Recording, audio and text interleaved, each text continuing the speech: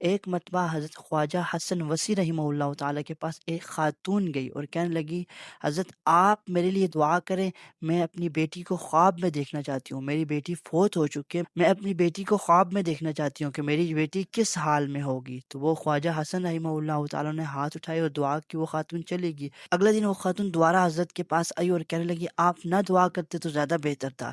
اس لیے کہ ویڈیو میں آگے بڑھنے سے پہلے میں آپ سے ریکویسٹ کرتا ہوں کہ آپ میرے چینل پہ اگر نئے ہیں تو میرے چینل کو سبسکرائب کر دیں، اور اگر آپ کو میری ویڈیو پسند آ رہی ہے تو آپ میری ویڈیو کو لائک بھی کر دیں، اور یہ ویڈیو پوری دیکھیں، انشاءاللہ تعالی آپ کو بہت ہی زیادہ فائدہ ہوگا۔ نحمدہ ونصلی علی رسول الکریم، اما بعد، اعوذ باللہ من الشیطان الرجیم، بسم اللہ الرحمن الرحیم۔ قال اللہ تبارک و تعالی فی کلام المجید والفرقان الحمید، ان اللہ وملائکتہ یصلون علی النبی یا ایھا الذین آمنوا صلوا علیہ وسلموا تسلیما۔ قال النبی صلی اللہ علیہ وسلم، من صلی علیہ مرۃ صلی اللہ علیہ عشر مرات، او کما قال النبی صلی اللہ علیہ وسلم۔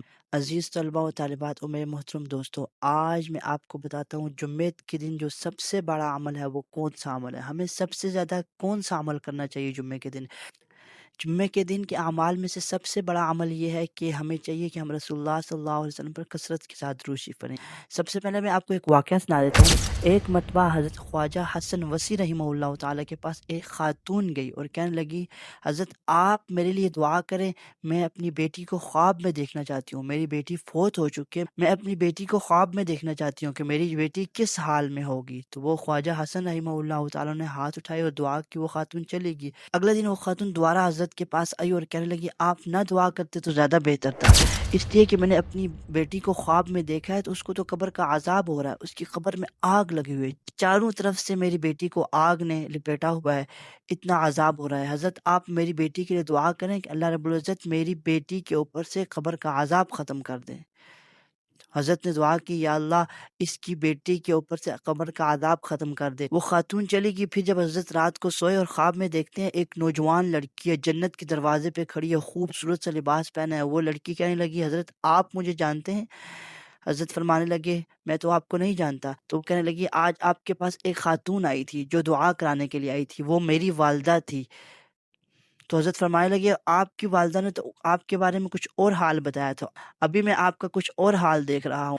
تو وہ لڑکی کہنے لگی، میری والدہ نے جو کہا تھا وہ بھی سچ تھا، اور جو آپ دیکھ رہے ہیں وہ بھی سچ ہے۔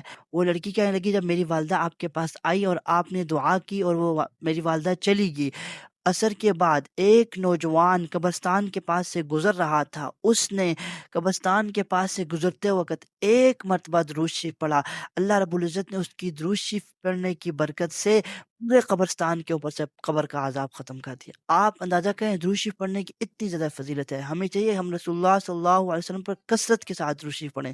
رسول اللہ صلی اللہ علیہ وسلم کی حدیث ہے، حضور صلی اللہ علیہ وسلم نے ارشاد فرمایا، جو شخص مجھ پر ایک مرتبہ درود شریف پڑھتا ہے اللہ رب العزت اس پر 10 رحمتیں نازل فرماتے ہیں۔ ایک اور حدیث میں آتا ہے، رسول اللہ صلی اللہ علیہ وسلم نے ارشاد فرمایا، جو شخص مجھ پر ایک مرتبہ درود شریف پڑھتا ہے اللہ رب العزت اس کے 10 گناہ معاف فرماتے ہیں، 10 نیکیاں اس کے نامہ اعمال میں بڑھا دیتے ہیں، اور 10 درجے جنت میں اس کے بلند کر دیتے ہیں۔ تو عزیز طلبہ اور محترم دوستوں، ہمیں چاہیے کہ جمعے کا دن ہے، آج ہم درود شریف کی کثرت کریں، اور عصر کی نماز کے بعد ایک خاص درود شریف ہے، اللہم صلی علی محمد نبی الامی وعلی آلہ واصحابہ وسلم تسلیما۔ جو شخص یہ درود شریف 80 مرتبہ پڑھتا ہے، اپنی جگہ پر بیٹھا رہتا ہے اور کسی سے بات نہیں کرتا نماز کے بعد، اور 80 مرتبہ یہ درود شریف پڑھتا ہے، تو اس کے 80 سال کے گناہ معاف ہو جاتے ہیں۔ اللہ رب العزت سے دعا ہے جو کچھ کہا سنا عمل کرنے کی توفیق عطا فرمائے۔ وما علینا الا البلاغ المبین۔